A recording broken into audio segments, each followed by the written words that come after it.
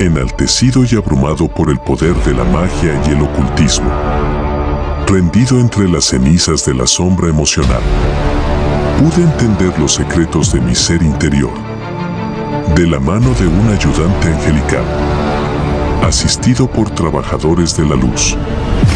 Llevo al mundo los secretos de las dimensiones, la historia que resurge desde las sombras. Presento ante ti los secretos de Enigmagia, el Grimorio Astral.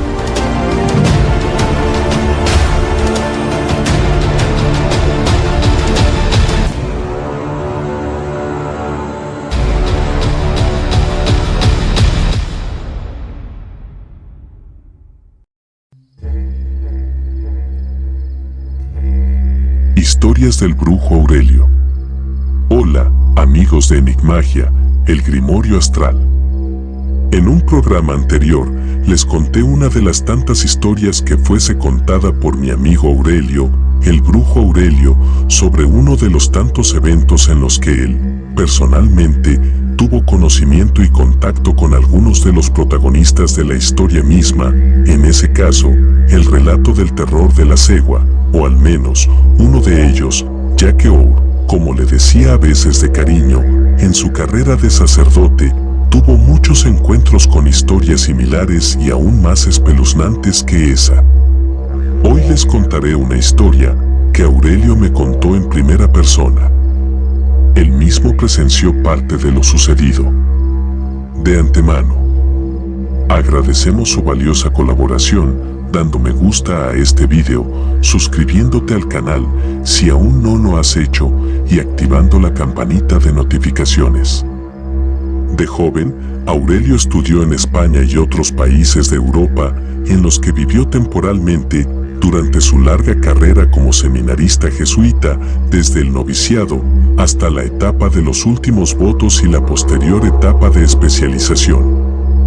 Aurelio se había especializado en historia y teología comparada y era un experto en los estudios comparativos de las lenguas semíticas antiguas que conformaron la Biblia, hebreo y arameo, así como en el griego copto y latín.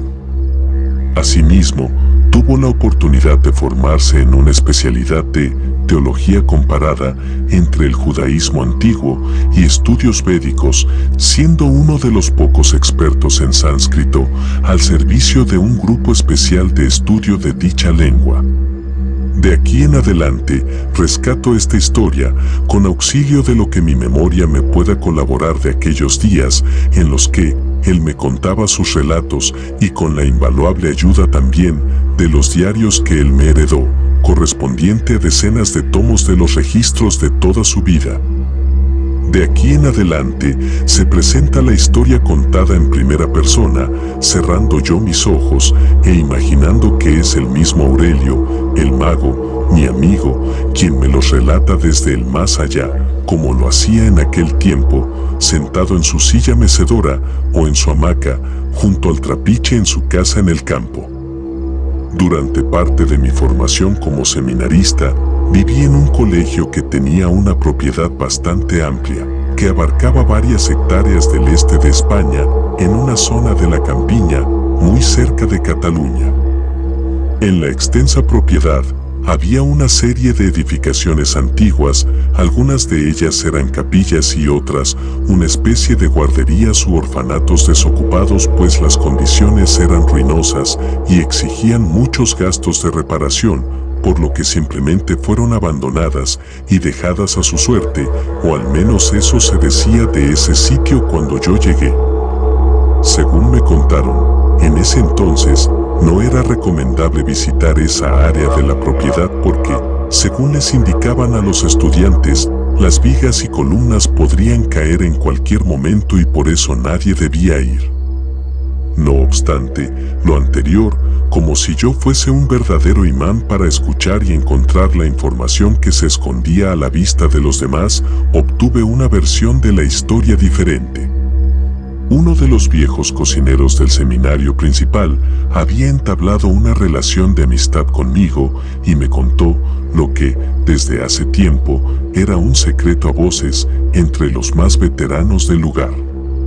Una serie de, cuasi, leyendas sobre los edificios abandonados del complejo. Durante la época de construcción de las instalaciones del seminario de la Compañía de Jesús, las instalaciones del orfanato del sitio ya estaban en proceso administrativo de cierre. El cocinero y otros monjes amigos suyos, de varios años atrás, habían escuchado que se coordinaban esfuerzos entre distintas autoridades eclesiásticas y la Orden de la Compañía de Jesús por hacer una retirada apresurada del sitio, a pesar de que había algunos jerarcas de la iglesia local que se oponían rotundamente a que se abandonara el sitio, por las razones que todos murmuraban en ese entonces. El sitio había estado a cargo de las Hermanas de la Caridad de Nuestra Señora de Fátima por más de 50 años. En el sitio se albergaban huérfanos de todos lugares, incluyendo niños de regiones alejadas de tierras no cristianas. Al parecer, el sitio siempre había sido recordado, desde tiempos muy remotos, como un lugar oscuro, en el que se suscitaban historias de maltratos e incluso desapariciones de varios niños, e incluso muertes extrañas y suicidios de personas que ahí trabajaron o que ahí vivían. Con el pasar de los años, se comenzaron a suscitar eventos extraños que, al principio, pasaban por alto, no se les daba crédito por parte de los administradores del sitio. No obstante, los extraños acontecimientos comenzaron a hacer eco en el lugar cuando, un día, un grupo de 6 trabajadores del sitio, quienes eran ayudantes de las monjas y dormían en las mismas instalaciones, presentaron su renuncia al unísono ante la directora del orfanato. 5 eran cocineras y encargadas de la lavandería y uno era el jardinero, por lo que era de suponer que el evento generó inconvenientes a las monjas, quienes se vieron rápidamente agobiadas y superadas por el reto que suponía hacer todo el trabajo que aquellas personas habían dejado de hacer con su renuncia. El problema para los administradores del sitio es que los exempleados comenzaron a relatar en el pueblo lo que ahí sucedía y ello inició una ola de rumores, historias y críticas que llegaron a oídos de las altas jerarquías del lugar. Desde esa época, el lugar se hizo de notar hasta su cierre años después, no por las presuntas deficiencias de la edificación, sino por otras razones más extrañas y preocupantes. Cuando el cocinero me contó la historia del cierre de forma superficial, no me había contado aún las demás historias de fondo que se conocían del sitio. Los trabajadores tenían terminantemente prohibido hablar de esas historias con visitantes y estudiantes del seminario. No obstante, para mí era más que suficiente para alimentar mi insaciable curiosidad por lo desconocido. Un día de descanso del seminario, en lugar de ir con mis compañeros a los pueblos aledaños a un sinnúmero de actividades coordinadas por la orden y miembros activos de las comunidades vecinas, tomé un poco de fruta, pan y leche de cabra, me monté en mi bicicleta y fui a recorrer la campiña dentro de la propiedad de la compañía.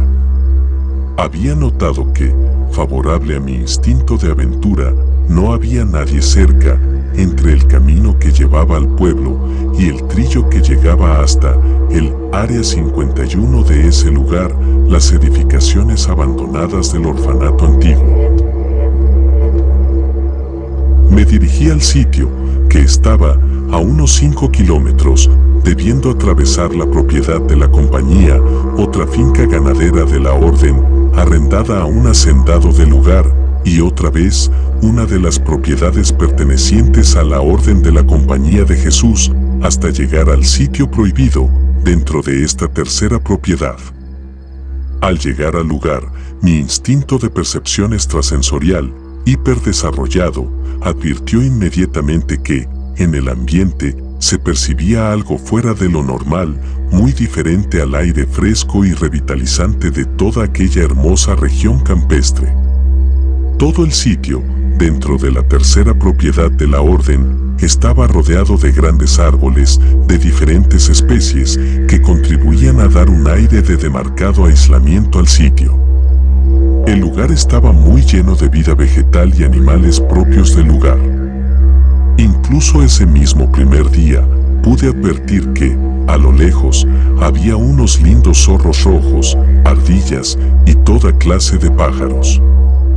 Así también, noté que, al acercarme al sitio, propiamente a las edificaciones abandonadas, la vegetación cambiaba drásticamente, ya que solo crecía la mala hierba más ruda y espinosa del lugar, y no así las demás hermosas plantas floridas que tanto abundan en el lugar. El lugar estaba sobre una colina con pendiente leve pero alargada, por lo que llegar caminando o en bici agitaba un poco. Al llegar, a lo alto, al pie de la primera edificación, pude sentir la combinación de un frío extraño y mi propia agitación. Había diferentes tipos de edificaciones, 3 en forma de pabellón alargado, 2 en fila continua y el tercero en un nivel inferior en medio de los 2 anteriores. Había 3 edificios más pequeños, posiblemente administrativos de forma rectangular corta, casi cuadrados. Había otro edificio de biblioteca, otro de habitaciones del personal administrativo y personal docente, en ambos casos relacionados con la orden de las monjas. Bodegas, cocina, comedor y algunos no sabía qué eran. Las edificaciones principales de los pabellones se veían bastante bien. Yo no era ingeniero ni nada parecido, pero las columnas, paredes e incluso el techo se veían robustos. Las paredes no estaban agrietadas, y la madera expuesta no se veía deteriorada o asediada por los insectos. Lo que sí había eran muchas telarañas. Lo extraño es que incluso había bastantes muebles enteros, como sillas, mesas, escritorios, y en los pabellones había incluso camas. Eso me pareció demasiado extraño, ya que, si la intención había sido abandonar el sitio, solo por causa del deterioro de las edificaciones, ¿por qué razón dejar parte o todo el mobiliario? Otra cosa que me pareció muy rara es que, en la parte externa de todos los edificios y, en algunos, en su parte interna, habían apilados unos montículos de madera, algunas partes podridas por el paso del tiempo y otras quemadas. Las paredes de los edificios, en esos puntos, estaban manchadas de hollín e incluso se podía percibir un olor como a combustible. Lo cual era muy extraño, pues el sitio, a ese entonces, ya tenía 10 años de desocupado, un lapso considerable como para que se hubiese disipado cualquier olor de esa naturaleza. Al estar revisando el interior del área, que aparentaba ser las oficinas administrativas, y solo tener que esquivar las telarañas, mis sentidos se vieron de pronto invadidos por algo que me heló la sangre. Pude escuchar el sonido inconfundible de niños jugando en el exterior, como cuando juegan en un columpio. Pensé que podía tratarse de alguna casa campestre de verano, de alguna finca vecina, pero al asomarme por la ventana, noté que, al ser un sitio un poco alto, se tenía una panorámica amplia de toda la zona, y no se observaban otras edificaciones en bastantes kilómetros a la redonda, a excepción del resto de edificaciones de la Compañía de Jesús, en ese entonces en uso, a unos 4 o 5 kilómetros. Al caer en cuenta en eso, salí de inmediato del edificio administrativo al patio de enfrente a tratar de ubicar el origen de los niños que jugaban, ya que no se escuchaba tan lejos. Pero no se veían por ningún sitio. Lo que sí noté era un área cercana en la que había unos marcos de fútbol, por lo que pensé que era un área recreativa. Avancé hacia ese punto un poco y de pronto, al pasar unos arbustos grandes que tapaban la vista, vi que, a un lado de la cancha de fútbol, había unos columpios. 3 juegos de columpios de metal alineados.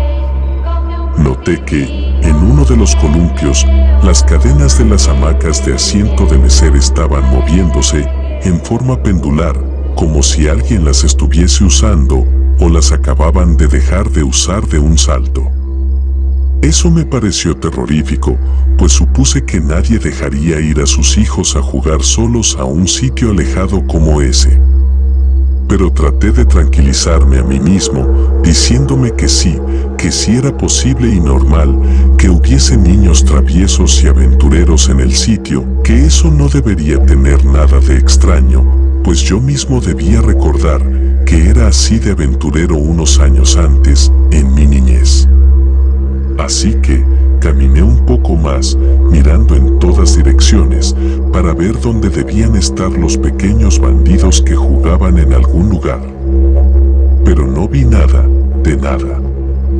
Lo extraño era que, a pesar de ser muy temprano, a eso de las 9 de la mañana, el lugar estaba oscuro, ensombrecido, frío como si estuviese a punto de caer una tormenta y una nevada.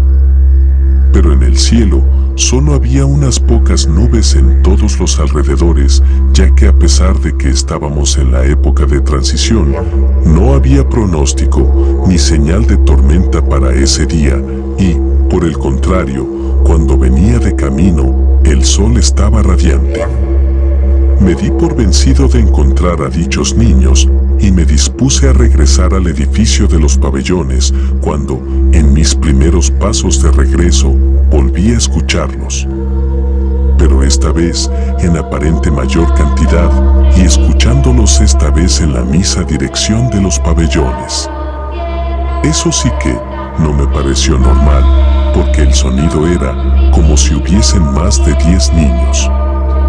Esta vez, al acercarme a los edificios administrativos y a los pabellones, el ruido de juegos, gritos y bullicios de niños no cesó, por el contrario, se incrementó conforme me acercaba. De pronto, me paré en seco y sentí unas ganas increíbles de llorar que no podía explicarme a mí mismo.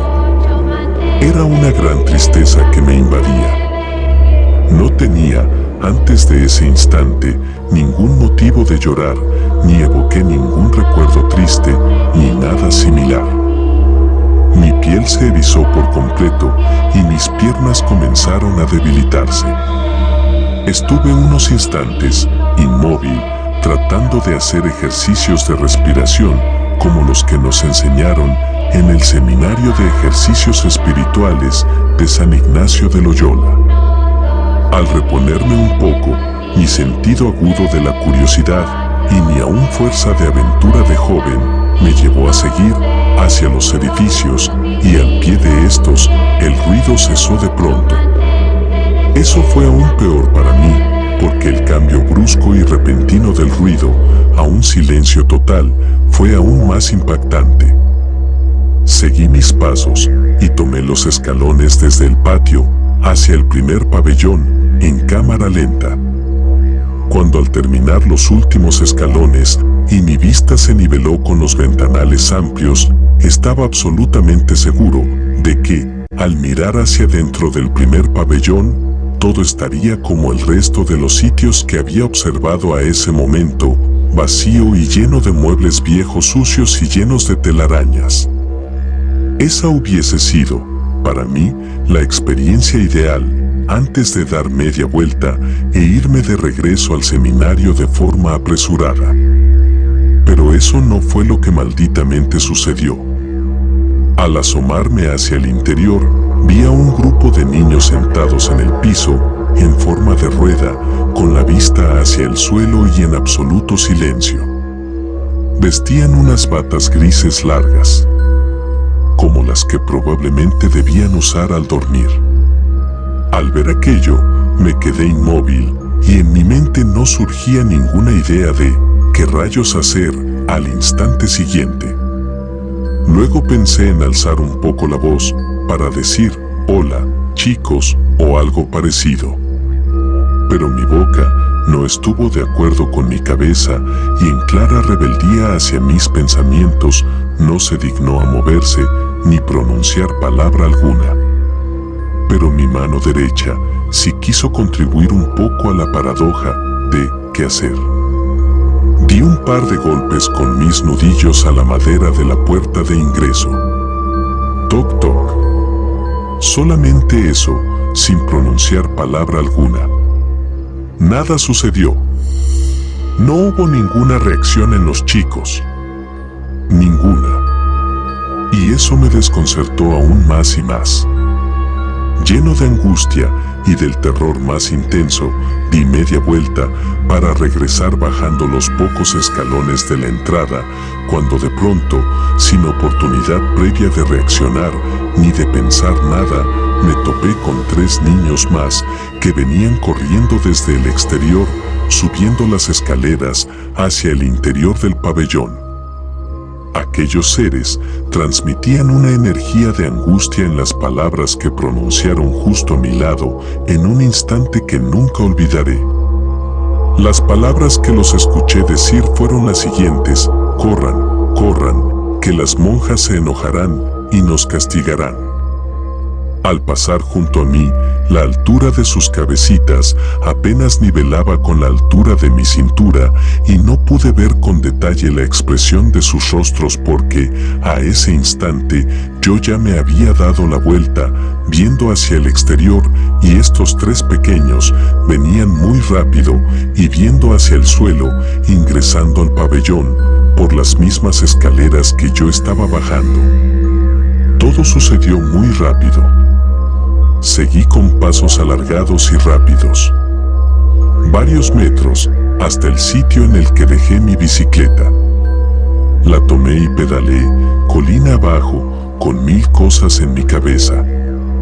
Al llegar de regreso al seminario, y siendo aún muy temprano, me dispuse a ir a la biblioteca a revisar los registros de ese lugar para ver qué información encontraba sobre el orfanato abandonado.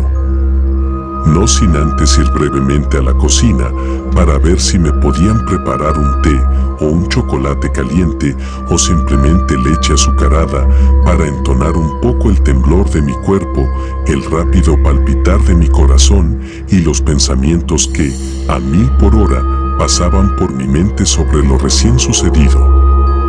Estaba dispuesto a encontrar respuestas a las varias interrogantes que me aquejaban, ya que aquel evento marcaría mi vida por completo y confirmaría algo que ya mi abuela me había repetido tantas veces en el pasado, cuando ella aún vivía.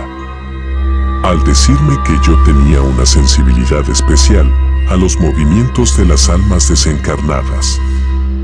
Incluso mi abuela me decía que lo que mis padres decían que eran pesadillas mías era en realidad otra cosa, eran visiones en plena vigilia de lo que los demás no podían ver.